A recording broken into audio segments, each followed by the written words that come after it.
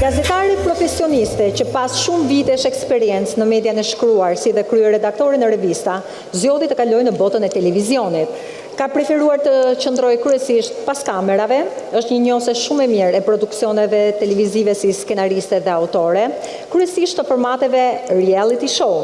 Aktualisht drejtore komunikimi në agjencinë e marketingut Lë Spot, mirëpresim Zefina Hasani.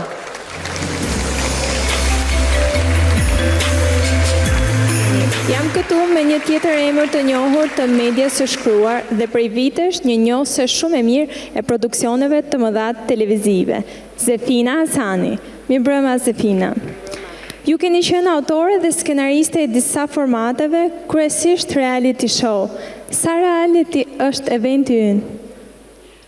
Për aq kohë sa vajzat ngjiten për herë të parë në skenë, pra nuk janë të mësuara, e kanë eksperiencën e tyre të parë dhe emocioni i tyre është kaq i vërtet, pa diskutim është reality show, shkon në atë format, pavarësisht provave që mund të kenë bërë, është hera e tyre e parë, janë të vërteta. Cili është konkurrenti më i madh i televizionit dhe a do mund t'i rezistojë siç ka bërë këto dekada?